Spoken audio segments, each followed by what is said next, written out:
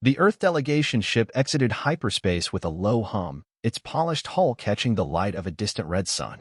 It drifted slowly toward the floating colossus that was Veltrax 9, the center of diplomacy for the Galactic Union. Suspended in the middle of neutral space, Veltrax 9 was a massive station, a sprawl of silver towers, energy rings, and thousands of docking ports arranged like petals around a glowing core. It was said that every major species in the galaxy had walked its halls. Today, for only the second time in history, humans would too. Commander Elias Ward stood at the front viewport, hands behind his back, dressed in a plain black uniform marked only by Earth's blue insignia on the chest. He was a tall man with sharp eyes, short-cropped brown hair, and a face that rarely showed emotion. He had spent 15 years in Earth's military before turning to diplomacy.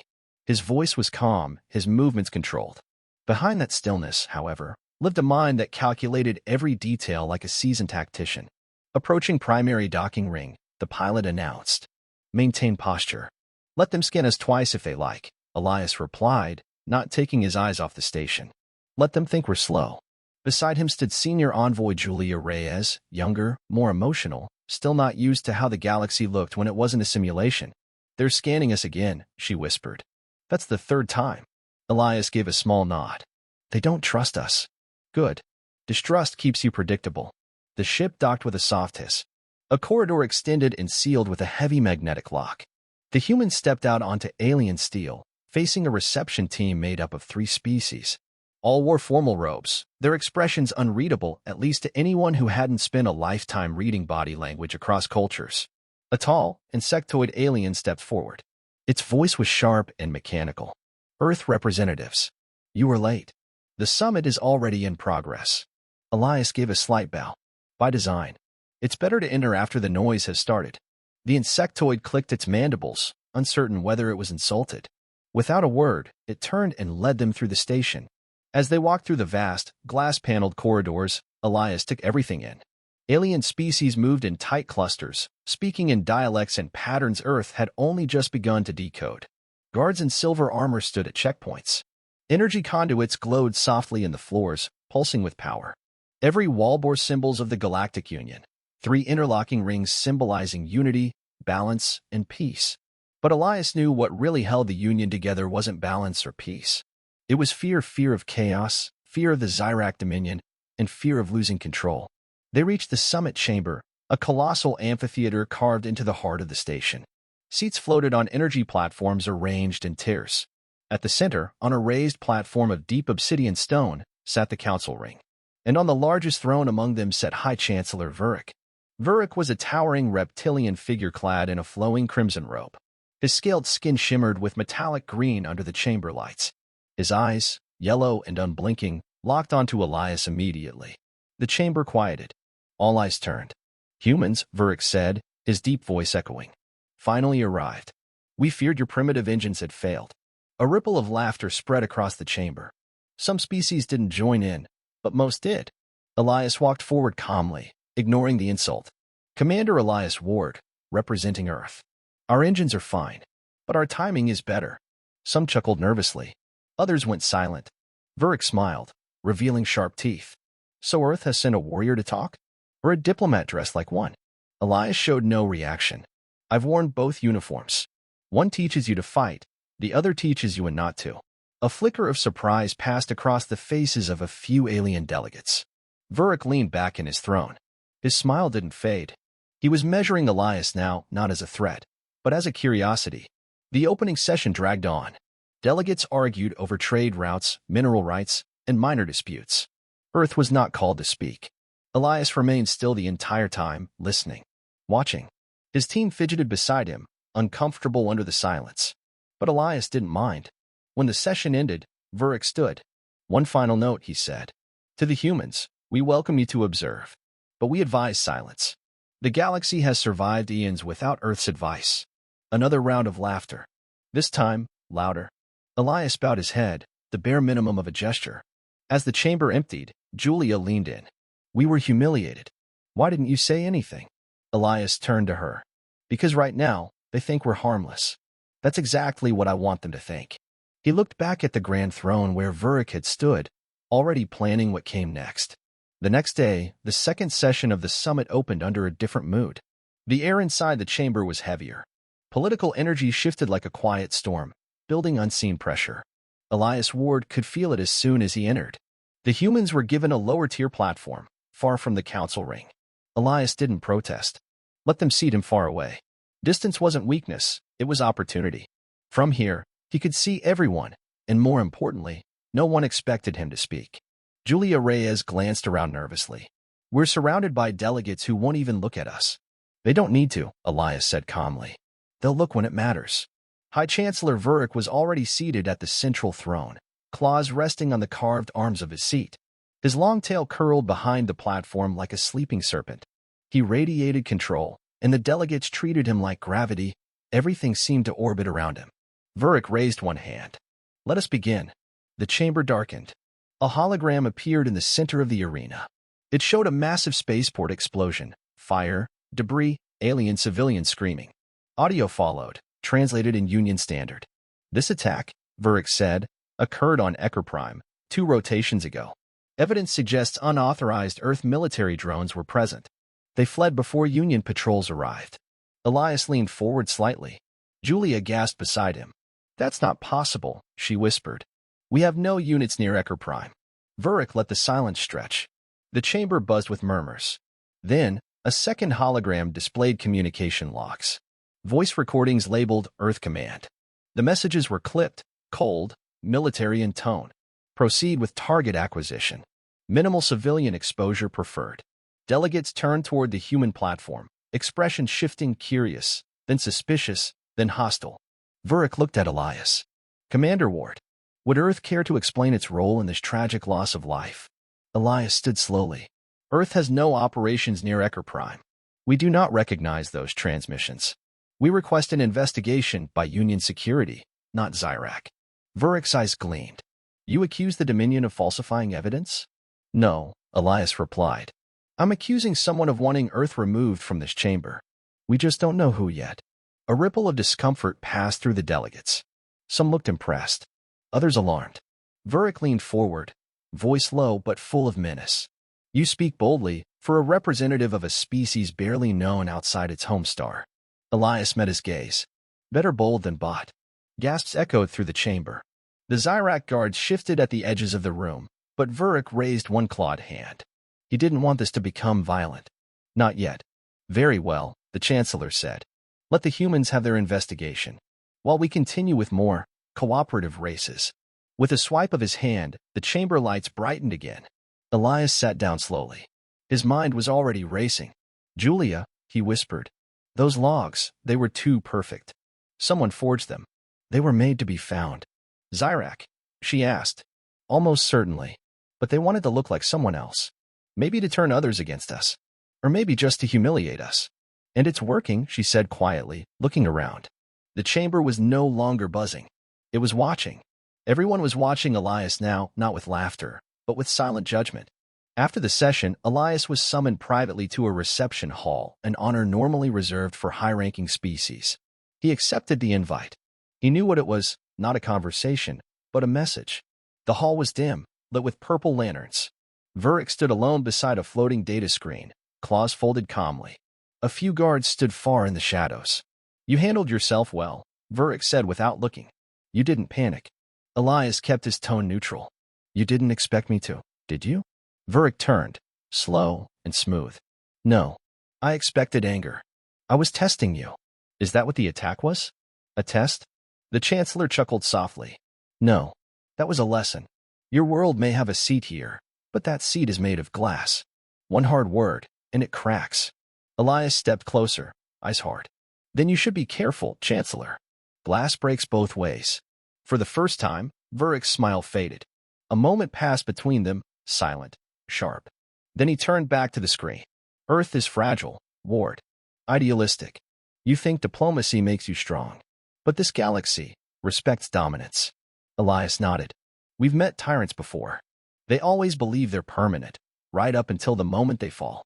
Vurick's eyes narrowed, but he said nothing more. Elias turned and left the hall, walking into the cold corridors of Veltrax 9. He didn't need confirmation. The trap had been set. Vurick wanted Earth discredited. mocked, expelled.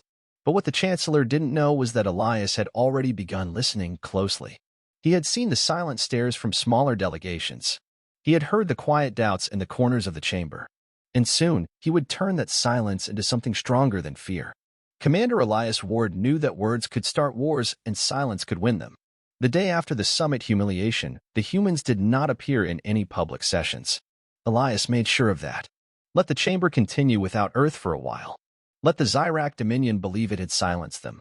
But behind closed doors, Elias was already at work.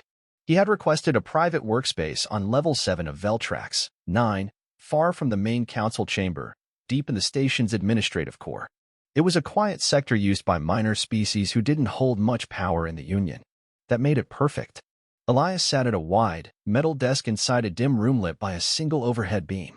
He wore the same black uniform, now marked with the faint creases of long use. Julia Reyes sat beside him, sorting data on a glowing pad. Her nervous energy had turned to quiet focus. "First contact complete," she said. "Delegates from the Phaelari Assembly have agreed to speak. So have the Dravex Triad and the Yil Confederacy." "Good," Elias replied. "Any sign they're tied to Zyrak?" "None. They're afraid of Zyrak, not loyal to them. Most haven't spoken in public sessions for cycles. Then they're the ones who matter now." Over the next 2 days, Elias met quietly with representatives from 12 different races. They were the weak, the overlooked, the voices drowned out by stronger empires. Most had endured Zyrak's dominance for generations, forced to trade under unfair terms, silenced in votes, and pushed to the edge of extinction by territorial pressure. The first meeting was with the Phaelari, delicate, insect-like beings who communicated through speech and pulse patterns. Their delegate, Seshavin, entered nervously, clicking softly with every movement. "You are not like the others," Seshavin said through a translator orb. "You listen." Elias nodded. "Earth learned the hard way what happens when you don't." Seshavin tilted her head. "Zyrak will not fall through words. They control law, security, commerce. They don't control trust," Elias said. "And trust can break empires." In the following meetings, he repeated the same message, tailored to each race. Earth was not asking for loyalty, only truth. Elias offered them a chance to be seen, to be heard, to be part of something bigger than survival, and to do it without firing a single shot.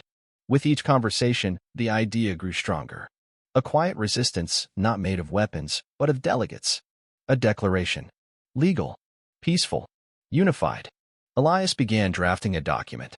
He called it the Declaration of Interplanetary Sovereignty. It stated 3 simple principles.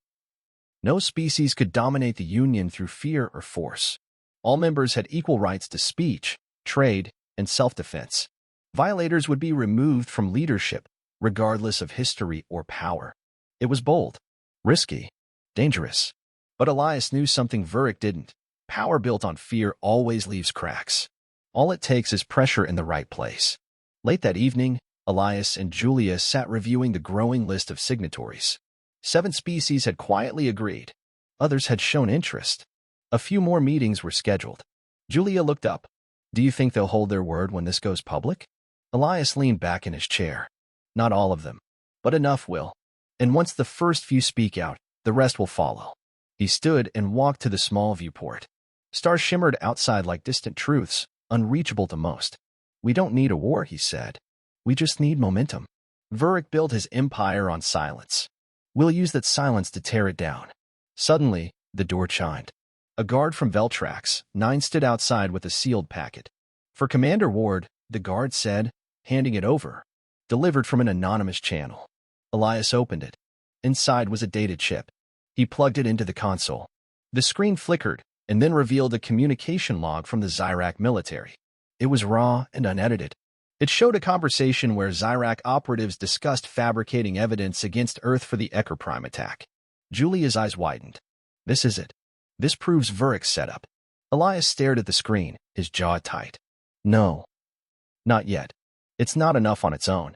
They'll call it fake. Then what do we do with it?" He looked back at her. "We let it sit. We wait until he lies in public again. Then we drop it."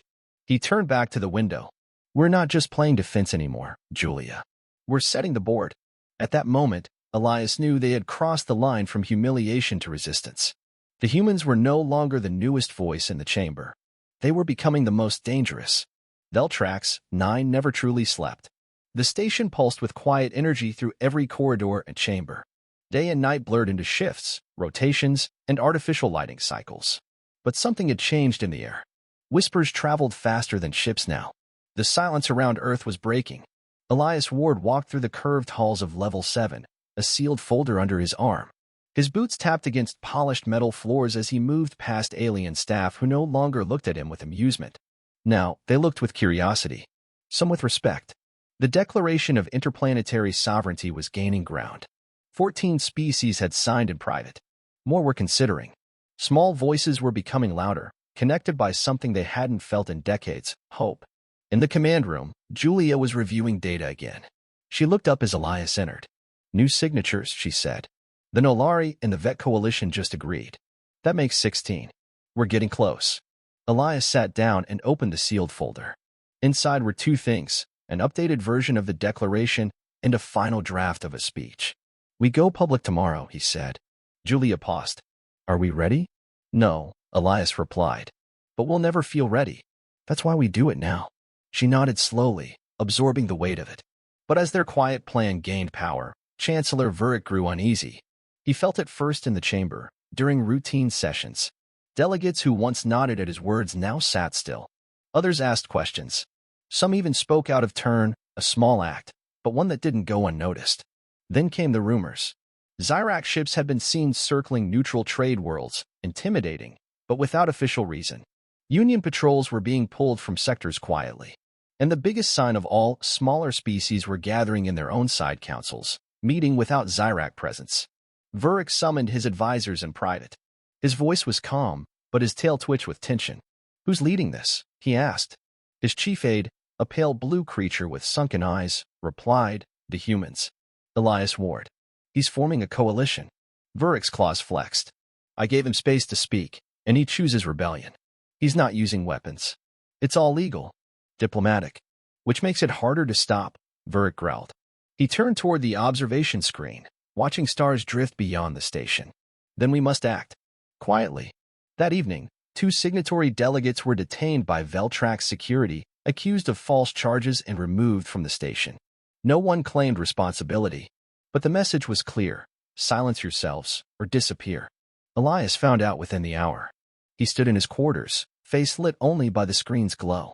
His jaw tightened as Julia reported the detainments. They're scared, she said. That means we're close. It also means they'll hit harder next. Elias took a breath. Then he looked up at her. Send a message to every delegate still with us. Tell them to stay visible, stay together, and prepare for tomorrow's session. And what about the ones still on the fence? Remind them this is their only chance to matter. History doesn't wait for courage, it moves without it. The next morning came cold and quiet. As Elias stepped into the main summit chamber, the atmosphere was different. No more jokes. No mocking glances. Just attention. He walked slowly, alone, toward the lower platform. Vurick watched from his throne, expression unreadable. Elias spoke first. I request the floor, he said simply. Vurick leaned forward. On what grounds?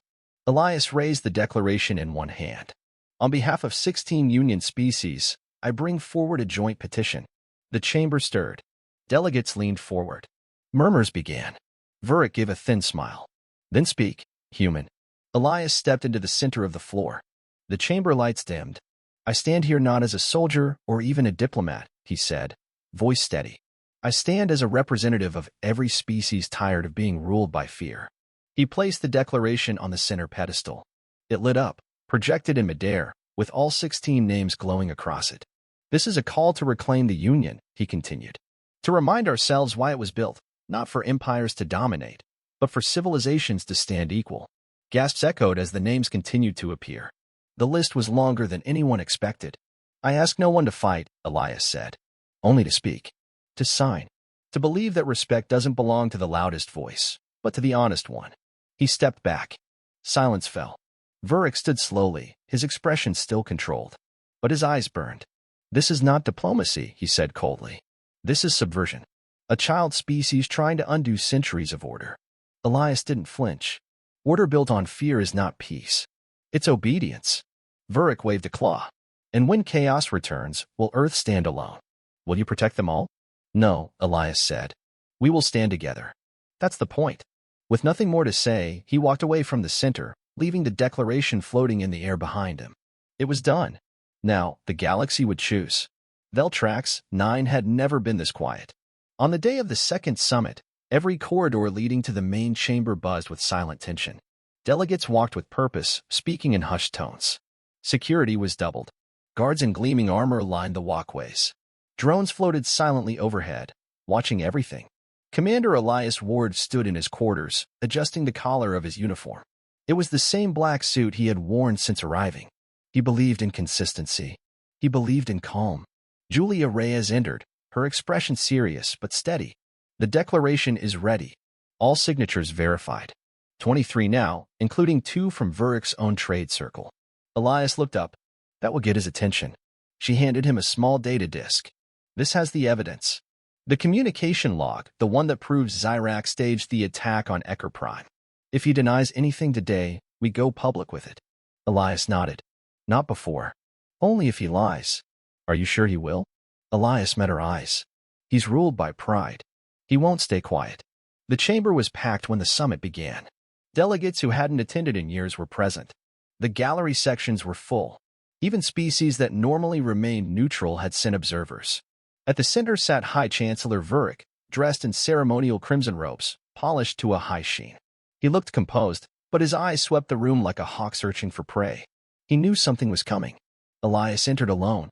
There was no fanfare, no announcement, just the sound of his boots on metal and the stillness of a galaxy waiting for what came next. He stepped into the center of the council ring and placed the Declaration of Interplanetary Sovereignty into the central console. The chamber lights dimmed, and the declaration was projected for all to see. Rows of names appeared in glowing white text: species, councils, coalitions. Gasps filled the room. Elias spoke clearly, his voice carried by hidden amplifiers. This is the collective voice of 23 member worlds. Some large, most small. Together, we affirm a simple truth: the Union no longer belongs to fear. He looked around the chamber, locking eyes with several delegates. For too long, this body has been ruled not by agreement, but by submission. We call for fair representation, legal restraint, and an end to intimidation through power. He paused, letting the message settle. We seek no war. We threaten no one. But we will no longer stay silent. The chamber was silent. All eyes turned to Vurik. The Chancellor rose slowly, tall and commanding. His voice boomed through the chamber. This is treason. No one moved. Vurik's tail coiled behind him as he stepped forward. You speak of unity, but you act in division. You challenge a government that has kept this galaxy stable for 500 cycles. He looked directly at Elias. And you, a newcomer from a primitive world, think you understand balance? Elias didn't flinch. I understand control. And I understand fear. I also know both can be broken. Vurik raised his voice, turning to the rest of the chamber. Earth has forged false alliances and sowed discord. They spread lies to poison this council. But I? He stopped.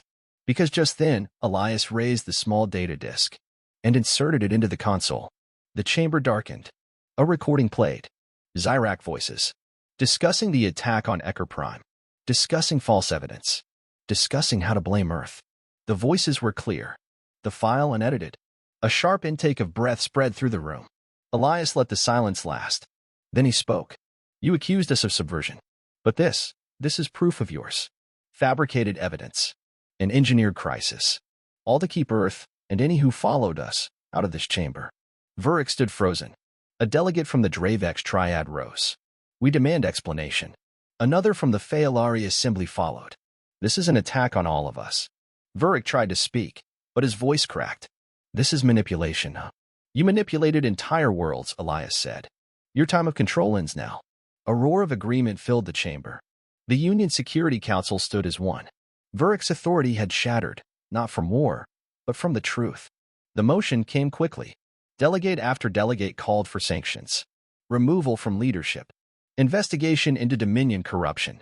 It all moved faster than Vurik could stop. He was stripped of title before the day ended. For the first time in centuries, the Zyrak Dominion lost its control. All without a single weapon fired. Elias stood in the viewing gallery later, watching Veltrax 9 from above. Julia stepped beside him. It's done, she said. Elias nodded. Not done. Just started. But the Union, it breathes again.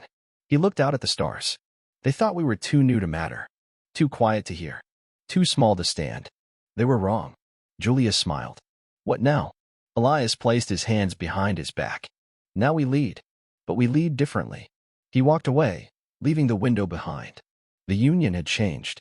The galaxy had changed. And Earth, once mocked and doubted, now stood as the quiet force that shook an empire. 2 days after the fall of High Chancellor Vuric, Veltrax 9 felt like a different station. Gone was the cold tension in the air. The guards that once loomed in every corridor had been reduced. Delegates walked with ease, speaking freely for the first time in years. Some still moved cautiously and used to this new freedom, but others smiled, exchanged greetings, and no longer glanced nervously over their shoulders. For Commander Elias Ward, it was not a moment of triumph. It was relief. He stood in the Union Hall once more, not at the edge of the chamber, but in the center.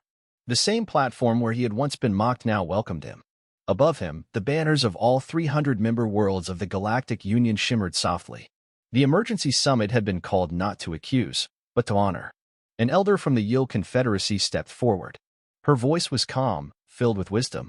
Commander Elias Ward of Earth, on behalf of this body, we acknowledge your leadership in restoring the principles of this union. Polite applause followed. For many of these delegates, praise did not come easily. But today, they meant it. Elias nodded respectfully. I accept this recognition not for myself, but for the many voices that stood together. Earth did not win this alone.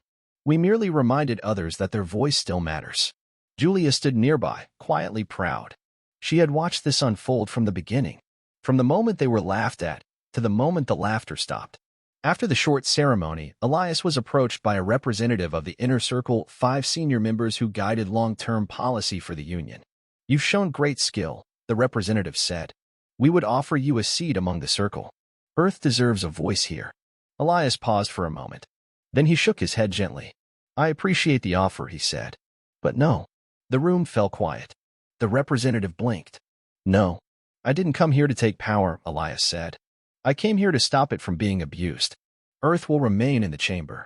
We'll speak when needed, but we'll stay grounded. But you could help lead the future, the representative insisted. Elias smiled faintly. Then I'll do it by example. Not from a throne. There was a long pause.